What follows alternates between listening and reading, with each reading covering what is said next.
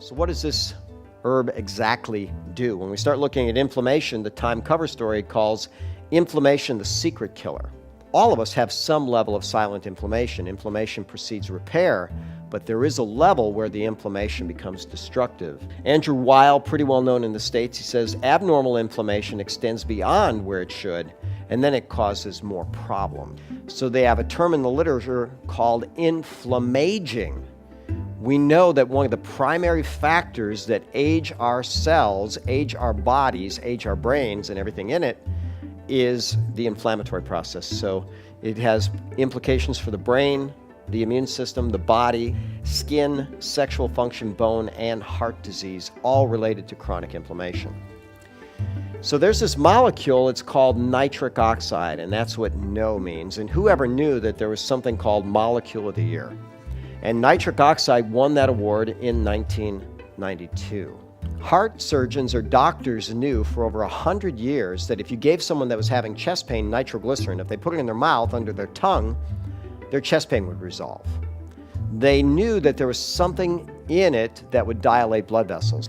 So they had a whole team of researchers get together and try to find this amazing molecule. Once they found it, they thought, wow, we've got an amazing drug for cardiovascular health.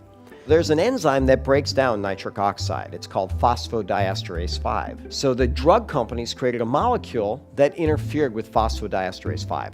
It's called sildenafil. So they started giving this drug to these gentlemen that had cardiovascular disease, and after a few weeks, they went back to the doctors and said, okay, something really weird is going on. They said, really, what's happening? They said, well, we're starting to get erections again. Well, if you're starting to get erections again, some good cardiovascular function, you don't have good sexual function either. So they basically scrapped the idea of using it as a blood pressure drug, and that was the birth of Viagra, which was an overnight blockbuster. One of the primary researchers on nitric oxide was a gentleman by the name of Nathan Bryan.